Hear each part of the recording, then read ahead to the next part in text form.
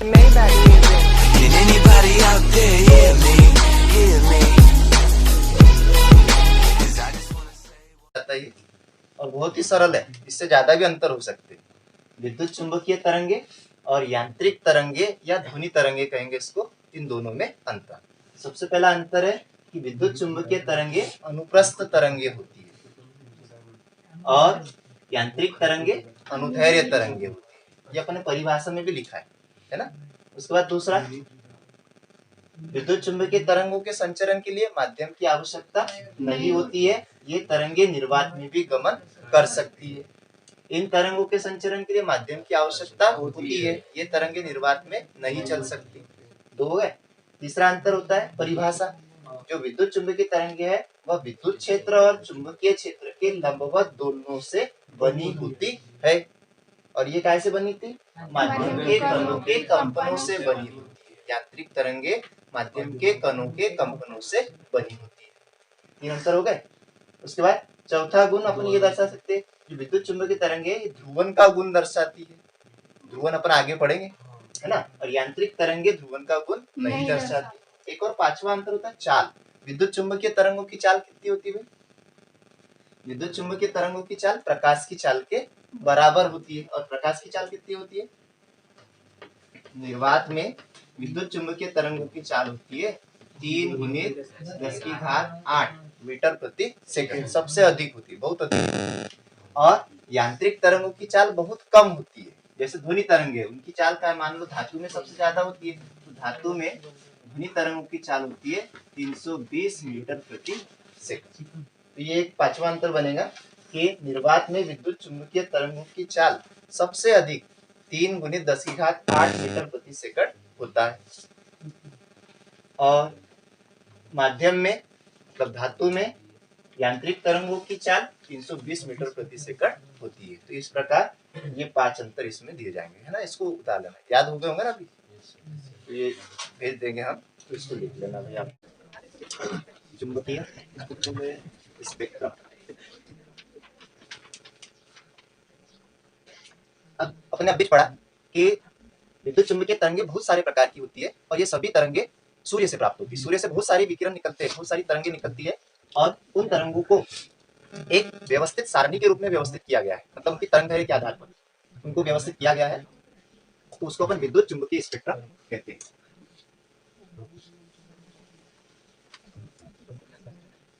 जो सूर्य से प्राप्त होने वाली विद्युत चुंबकीय तरंगे है, उनको उनकी तरंगदैर्घ्य के बढ़ते हुए क्रम में रखा गया है।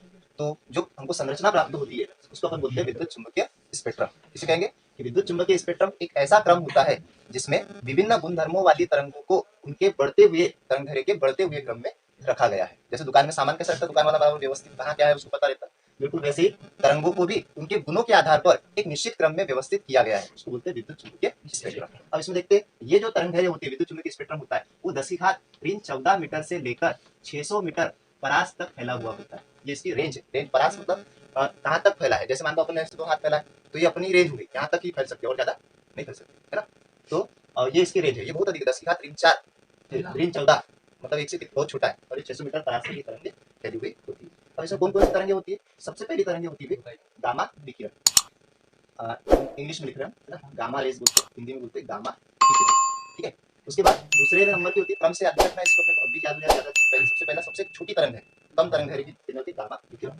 फिर उसके बाद होती है एक्स विकिरण, एक्स रेज। उसके बाद अगला होता है पराबैंगनी, अल्ट्रा वायलेट रेडिएशन, पराबैंगनी विकिरण, ठीक है, पराबैंगनी विकिरण। फिर उसके बाद होता है दृश्य प्रकाश। दृश्य प्रकाश बोलते हैं विजिबल लाइट, दृश्य प्रकाश। दृश्य प्रकाश के बाद आता है अवरक्त विकिरण। अवरक्त विकिरण को बोलते हैं इंफ्रारेड रेडिएशन। उसके बाद अवरक्त विकिरण के बाद में आता है माइक्रो तरंगे, माइक्रो वेव्स, माइक्रो तरंगे। और माइक्रो तरंगों के बाद में आता है रेडियो तरंगे, रेडियो वेव्स, ठीक है। ये 7 तरंगे होती है, 1 2 3 4 5 6 7। अब यहाँ पे इनकी तरंगदैर्घ्य देखते हैं, तो अपने ऊपर भी लिखा है 10⁻⁴ से कितना था 600 मीटर। तो यहाँ पर लिख देते हैं 10⁻⁴ मीटर से इधर 600 मीटर परास तक ये फैली हुई होती है। इसमें एक चीज अपने को ध्यान रखना है कि इनकी जो परास होती है वो फैली हुई होती है और एक दूसरे के अंदर अतिव्याप्त भी होती है। जैसे गामा किरणों की जो परास होती है वो 10⁻⁻14 मीटर से 3 गुणित 10⁻⁻10 मीटर तक होती है, और इसकी जो परास होती है वो 10⁻13 मीटर से, मतलब इधर भी आ जाती है, एक्स किरणों की जो परास है वो 10⁻13 मीटर से 3 गुणित 10⁻38 मीटर तक होती है। वैसे ही इसकी जो परावैग्निक विकिरण की है उसकी जो परास होती है वो 10⁻10 मीटर से, अब ऋण 10 इधर आ गया, ऋण 10 मीटर से इधर 4 गुणित 10⁻7 मीटर तक होती है। कहने का मतलब कि इनकी परास निश्चित नहीं होती है, एक दूसरे के अंदर अतिव्याप्त होती है, फैली हुई होती है, एरिया इनका डिसाइड नहीं होता, निश्चित नहीं होता है, फैला हुआ होता है। उसके बाद विजिबल लाइट की जो परास होती है वो 8 गुणित 10⁻7 मीटर होती है, ये सब मीटर में है। उसके बाद अवरक्त विकिरण 10⁻7 से 10⁻3 होती है, 10⁻3 से इधर 10⁻31 होता है, इधर 600 मीटर परास का होता है। बारी बारी से देखो, ये पूरे अध्याय का चैप्टर जीएच वाला है, विद्युत चुंबकीय तरंगों के बारे में अपने को पढ़ना है, और सभी तरंगों में अलग अलग गुण होते हैं। ये तरंगें कुछ उपयोगी भी होती है, कुछ हानिकारक भी होती है, तो उसको अपने को देखना है डिटेल में, है ना। सबसे पहले देखते गामा विकिरण क्या होता है। तो गामा जो विकिरण होता है, पहले नाम याद हो गए होंगे आपको, विद्युत चुंबकीय स्पेक्ट्रम किसे कहते हैं। विद्युत चुंबकीय स्पेक्ट्रम वह क्रम होता है जिसमें विभिन्न गुणधर्मों वाली तरंगों को उनके बढ़ते हुए क्रम में रखा गया है। ये दिख रहा है, ये स्पेक्ट्रम है विद्युत चुंबकीय स्पेक्ट्रम, इसमें तरंगों को हमने बढ़ते हुए क्रम में रखा है। ठीक है, सबसे पहले गामा विकिरण, है ना, फिर उसके बाद एक्स विकिरण, फिर परावैग्निक विकिरण, फिर दृश्य प्रकाश, फिर अवरक्त विकिरण, फिर माइक्रो तरंगे, और फिर रेडियो तरंगे। इस क्रम में अपने को याद रखना है। जैसे रंग कैसे याद रख सकते हैं आप, प्रकाश के रंग बेजानी हपी नाला, है ना, 7 रंग होते हैं, बिल्कुल वैसे ये 7 तरंगे होती है, इस क्रम में अपन इसको याद रखेंगे। फिर उसके बाद सबसे पहले देखते हैं गामा किरणों के बारे में ना। जो गामा किरणें, अब इसमें जितनी भी अपन किरणें पढ़ रहे हैं उसको अपन कुछ पार्टों में बांट देंगे। क्या क्या, सबसे पहले तो उसका नाम गामा किरणें, फिर उसके बाद उसका आविष्कार किसने किया, आविष्कारक आएगा, फिर उसके बाद में कौन से सन में किया आविष्कार, सन आएगा, फिर उसके बाद में उसकी परास आएंगी, रेंज कहाँ से कहाँ तक फैली हुई होती है वो तरंगे, फिर उसके बाद उसकी प्राप्ति का स्रोत आएगा, प्राप्ति का स्रोत मतलब ये तरंगे कहाँ से प्राप्त होती है, फिर उसके बाद में इसका संसूचन किससे किया जाता है, संसूचन यानी इनको इकट्ठा कैसे किया जाता है, और मोस्ट इंपोर्टेंट है इसके उपयोग, फिर गुण भी आ सकता है, इसमें क्या क्या गुण होते हैं, और लास्ट में जो सबसे काम का है इसके क्या है उपयोग। इन पार्टों में अपने को बांटना इन तरंगों। ठीक है, सबसे पहला आविष्कार किसने किया, कौन से सन में किया, इसकी रेंज कितनी होती है, प्राप्ति कहाँ से होती है, प्राप्ति के स्रोत, इकट्ठा कैसे करते हैं इसको, इसके गुण क्या क्या है, और लास्ट में इसके क्या है उपयोग, है ना। तो अपन इसको लिख लेते हैं, दे दी क्या हेडिंग आपने, पहले इसकी परिभाषा लिख लो विद्युत चुंबकीय स्पेक्ट्रम की। देखो, विद्युत चुंबकीय स्पेक्ट्रम वह क्रम है, विद्युत चुंबकीय स्पेक्ट्रम वह क्रम है जिसमें विभिन्न गुणधर्मों वाली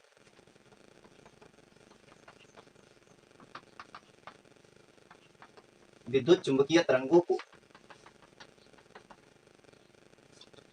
की बढ़ती हुई तरंगदैर्घ्य के क्रम में रखा गया है। विद्युत चुंबकीय स्पेक्ट्रम वह क्रम है जिसमें विभिन्न गुणधर्मों वाली विद्युत चुंबकीय तरंगों, इलेक्ट्रोमैग्नेटिक वेव्स को उनकी बढ़ती हुई तरंगदैर्घ्य, वेवलेंथ के क्रम में रखा गया है। ये इसका चित्र बना लो विद्युत चुंबकीय स्पेक्ट्रम का।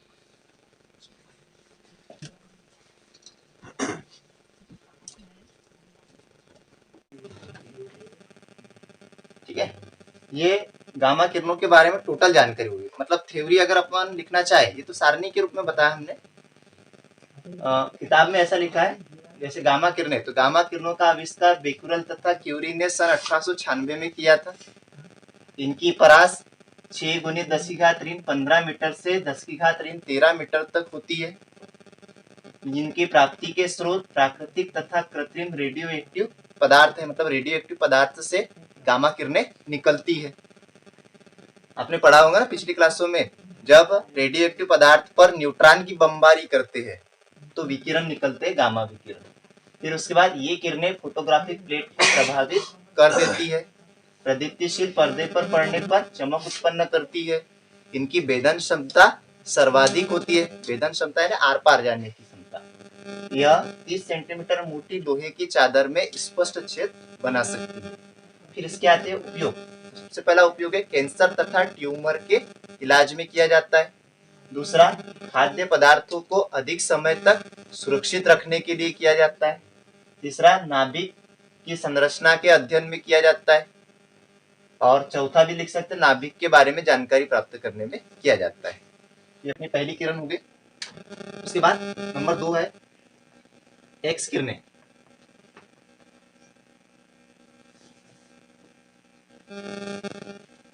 एक्स किरणें, एक्स किरणों का आविष्कार ये WD रॉजन, कई जगह रॉटनजन भी लिखा है, WD रॉजन ने किया था सन 1803 गुणित 10⁻⁸ मीटर तक होती है। ये इनकी परास हो गई। प्राप्ति के स्रोत ये जब उच्च ऊर्जा युक्त कैथोड किरणें किसी लक्ष्य धातु से टकराती है तो एक्स किरणें उत्सर्जित होती है। जब उच्च ऊर्जा युक्त कैथोड किरणें किसी धातु से टकराती है तो एक्स किरणें उत्पन्न होती है। फिर उसके बाद ये भी जो किरणें होती है ये फोटोग्राफिक प्लेट को प्रभावित करती है, तो ये इसमें भी आएगा। फोटोग्राफिक प्लेट को प्रभावित करती है, प्रदीप्तिशील पर्दे पर पड़ने पर चमक उत्पन्न करती है और ये अपारदर्शक प्लेट को पार कर जाती है, अपारदर्शक पदार्थ को पार कर जाती है। आपने देखा होगा एक्सरे निकालते, तो एक्सरे के लिए जो एक्सरे निकालते तो निकलता है ना हड्डी, जैसे किसी की हड्डी टूट जाती तो एक्सरे निकालते हैं तो उसमें अपने को केवल हड्डियां दिखाई देती है ना। तो ये अपारदर्शी वस्तुओं को भी क्या कर लेती है, पार कर लेती है। ये इसके गुण में आ जाएंगे। अब इसके उपयोग, तो सबसे पहला उपयोग है इसका शरीर में टूटी हुई हड्डी का पता लगाने में, शरीर में टूटी हड्डी का पता लगाने में, या उसको बोलेंगे सर्जरी चिकित्सा में, सर्जरी चिकित्सा में इसका उपयोग किया जाता है। दूसरा उपयोग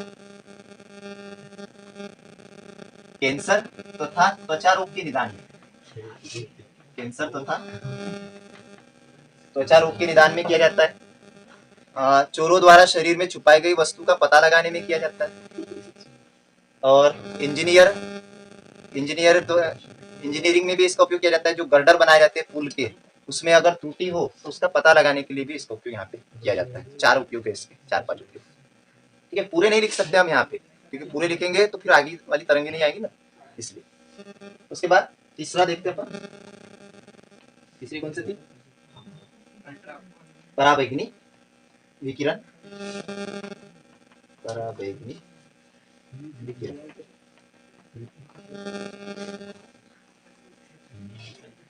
पराबैंगनी विकिरण का आविष्कार रिटर ने किया था सन 1801 में, रिटर नामक वैज्ञानिक ने किया था। इनकी परास 6 गुणित 10⁻⁻10 मीटर से 4 गुणित 10⁻⁷ मीटर तक होती है। देखो ये फैली हुई होती है, ऐसा नहीं कि इधर से छोड़ा तो इधर से पकड़ेंगे अपन। ये 10⁻⁷ से 10⁻⁷ मीटर तक फैली हुई होती है, एक दूसरे में अतिव्याप्त होती है तरंगे। उसके बाद इनकी प्राप्ति के स्रोत, तो पराबैंगनी विकिरणों का प्राप्ति का सबसे बड़ा स्रोत सूर्य है। आपको पता होगा विकास, इधर ध्यान दें, सूर्य से पराबैंगनी विकिरण निकलते हैं, आपको पता होगा। और ये अगर किरणें पृथ्वी पर सीधे पड़ जाती है तो मनुष्य में त्वचा रोग और कैंसर हो जाता है। परंतु हमारी पृथ्वी के चारों ओर एक परत है, कौन सी परत है, ओजोन परत है। ओजोन परत क्या करती है, उन पराबैंगनी विकिरणों को अवशोषित कर लेती है और पृथ्वी पर पहुंचने नहीं देती है ना। तो इसलिए हम कहते हैं कि ओजोन परत जो है वो सुरक्षा कवच का कार्य करती है। ओजोन दिवस भी मनाया जाता है, 16 दिसंबर को शायद मनाया जाता है ना। तो ये कभी कभी ये भी प्रश्न बन जाता है कि ओजोन परत को सुरक्षा कवच क्यों कहते हैं। आपने पर्यावरण में पढ़ा होगा, तो ये आपको पता होना चाहिए कि सूर्य से जो पराबैंगनी विकिरण निकलते हैं वह मनुष्य के लिए हानिकारक होते हैं। अगर ये पृथ्वी पर सीधे पड़ जाते हैं तो मनुष्य में त्वचा का कैंसर होगा और वनस्पति नष्ट हो जाएंगी। ठीक है, तो ओजोन परत क्या करती है, इन विकिरणों को अवशोषित कर लेती है और पृथ्वी पर पहुंचने नहीं देती है। अतः हम कह सकते हैं कि ओजोन परत सुरक्षा कवच का कार्य करती है। फिर उसके बाद में इसकी प्राप्ति के स्रोत, इसके अलावा ये जो ओजोन परत होती है वह विद्युत विसर्जन नलिका और आर्क लेंथ से भी प्राप्त की जाती है पराबैंगनी विकिरण।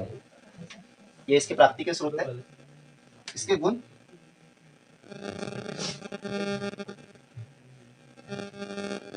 गुण नहीं है शायद। इसके बाद इसके उपयोग पर इसका सबसे पहला उपयोग है अनेक रोगों के कीटाणु मारने के लिए किया जाता है। रोगों के कीटाणुओं को मारने में। दूसरा सर्जरिकल उपकरणों की सफाई करने में। सर्जरिकल उपकरणों की सफाई करने में। सर्जरी के जो उपकरण होते हैं ना उसको अपन वैसे साफ नहीं कर सकते, बड़ी बड़ी नलियां होती है, परख नलियां, तो उसमें हम पराबैंगनी किरणें डाल देते हैं। पराबैंगनी किरणें से क्या होते हैं, जितने भी जर्म्स होते हैं उसमें बैक्टीरिया होते हैं सब नष्ट हो जाते हैं। तो सर्जरिकल उपकरणों की सफाई करने में, फिंगरप्रिंट की जांच करने में भी इसका उपयोग किया जाता है। फिंगरप्रिंट की जांच करने में इसका उपयोग किया जाता है। खनिज सैंपल की जांच करने में भी इसका उपयोग किया जाता है। खनिज सैंपल, तो ये इसके उपयोग पराबैंगनी विकिरणों के उपयोग है। पहला रोगों के कीटाणुओं को मारने में, दूसरा सर्जरिकल उपकरणों की सफाई करने में, उसके बाद तीसरा फिंगरप्रिंट की जांच करने में, अंगुली के चिन्ह, उसके बाद खनिज सैंपल की जांच करने में इसका उपयोग किया जाता है, और साथ में खाद्य पदार्थों को संरक्षित रखने के लिए भी इसका उपयोग किया जाता है। फिर चौथा देखते अपन, दृश्य प्रकाश, विजिबल लाइट। इसका आविष्कार सन न्यूटन ने किया था भाई, सन 1666 में किया था दृश्य प्रकाश का आविष्कार। इसकी परास 4×10⁻⁷ मीटर। अगर हम इसको एंगस्ट्रॉम में बदले, आपको पता होगा एक एंगस्ट्रॉम में कितने मीटर होते? 10 की घात, एक एंगस्ट्रॉम में कितने मीटर होते? 19 नहीं, 10⁻10, 10⁻10 होते, ऋण 10। तो यहाँ पे देखो ऋण 7 है, तो इसको हम एंगस्ट्रॉम में अगर बदले तो इसको हम 4000 एंगस्ट्रॉम लिख सकते हैं, और से 8×10⁻⁷ मीटर एंगस्ट्रॉम में अगर बदले तो 8000 एंगस्ट्रॉम होती। कई बार विकल्प में पूछा जाता है, तो याद रखना है अपने को कि दृश्य प्रकाश की जो रेंज होती है, परास होती है, वो 4×10⁻⁷ मीटर से 8×10⁻⁷ मीटर तक होती है, या 4000 एंगस्ट्रॉम से 8000 एंगस्ट्रॉम तक होती है। फिर उसके बाद प्राप्ति के स्रोत तो आपको पता है सूर्य है। दृश्य प्रकाश सूर्य से प्राप्त होता है। इसके अलावा विद्युत बल्ब से भी प्राप्त होता है ना, ट्यूबलाइट से प्राप्त होता है, फ्लोरोसेंट ट्यूब से प्राप्त होता है, सोडियम लैंप से प्राप्त होता है। ये इसके प्राप्ति के स्रोत है।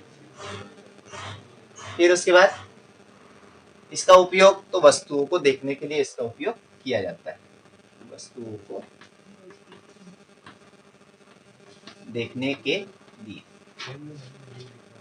इसमें एक चीज अपने को ध्यान देना है कि केवल ये दृश्य प्रकाश वाला ही एक ऐसा पार्ट है जो हमको दिखाई देता है, क्योंकि दृश्य प्रकाश यानी दृश्य किरणें जब हमारे रेटिना पर पड़ती है, आंख के रेटिना पर, तो हमको दिखाई देता है। बाकी ये जितने भी विकिरण है दृश्य प्रकाश के ऊपर वाले और दृश्य प्रकाश के नीचे वाले, वो विकिरण हमको दिखाई नहीं देते, है ना। जब आप एक्सरे वगैरह निकालते हो तो जब किरणें पड़ती है अपने को नहीं दिखाई देती, क्षण भर के लिए हमारे शरीर पर किरणें डाली जाती है। तो ये इस आधार पर जो विद्युत चुंबकीय स्पेक्ट्रम है, इसको हम दो भागों में बांट सकते हैं। एक होता है दृश्य स्पेक्ट्रम और दूसरा होता है अदृश्य स्पेक्ट्रम।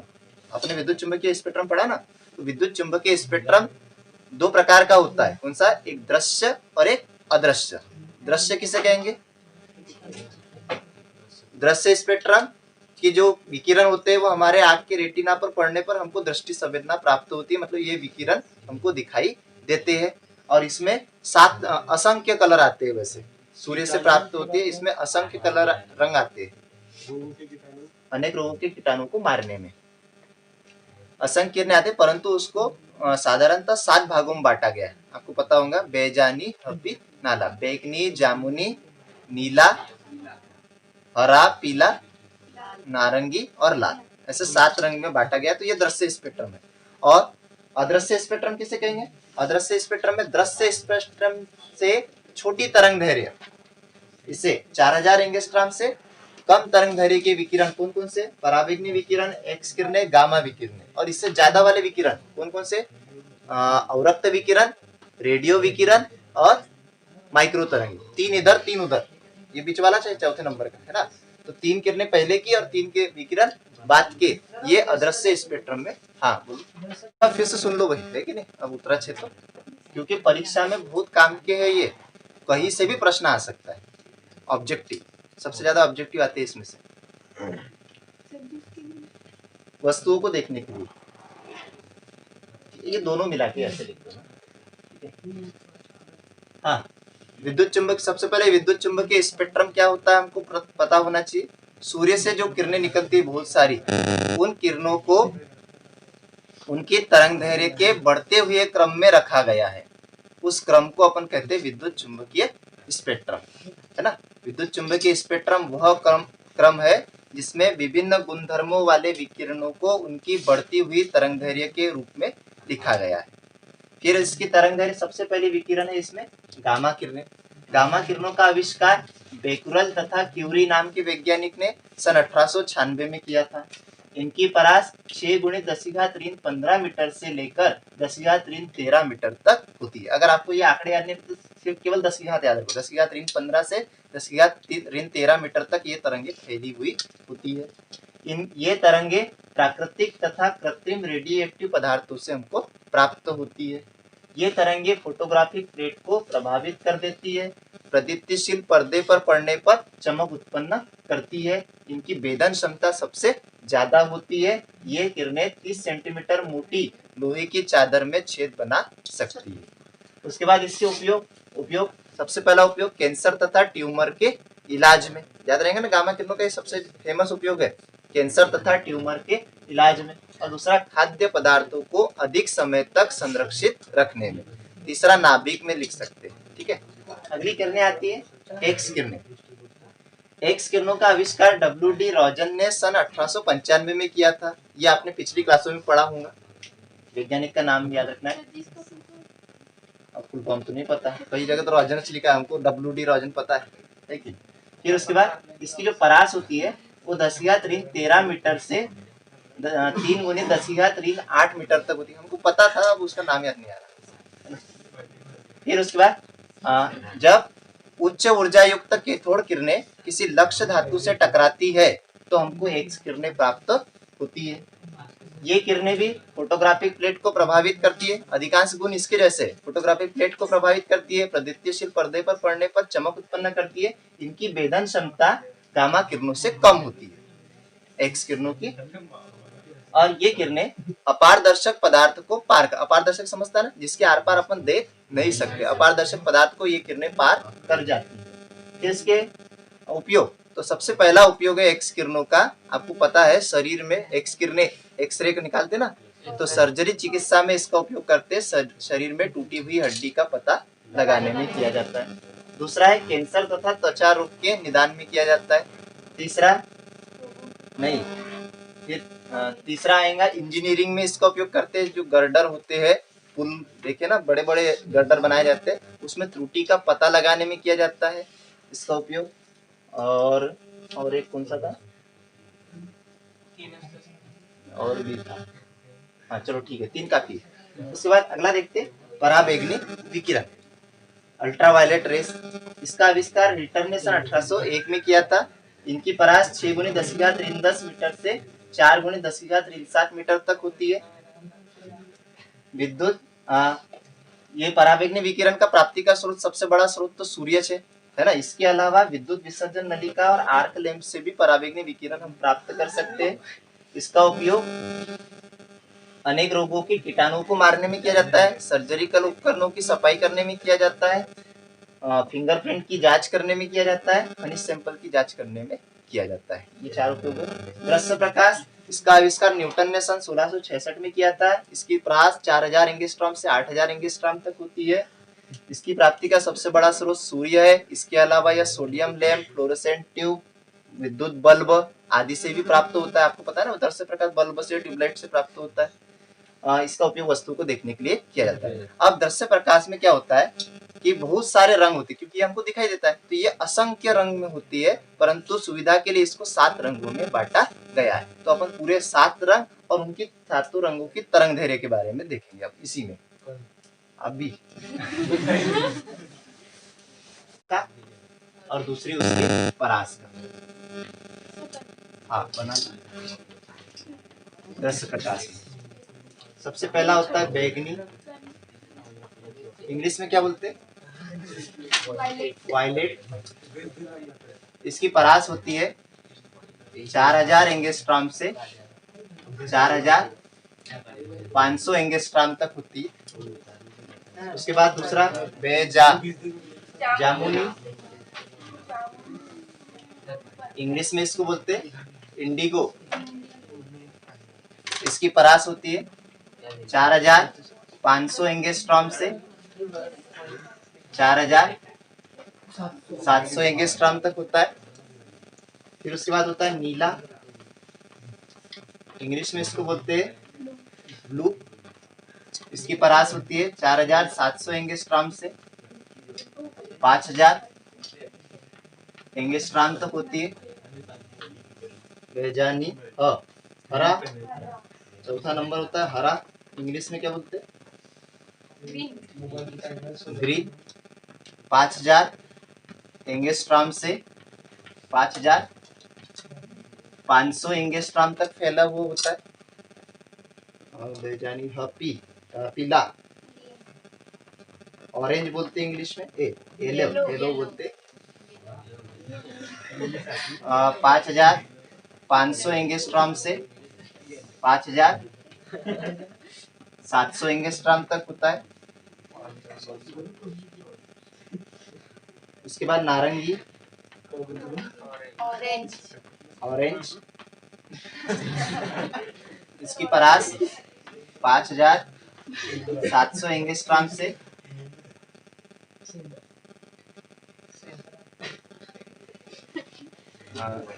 यहाँ 5900 होना था, कुछ गड़बड़ हुआ नहीं सर? 5700 से 5900 से 6400 एंगस्ट्रॉम तक होता है। और लास्ट होता है 7वां लाल, रेड।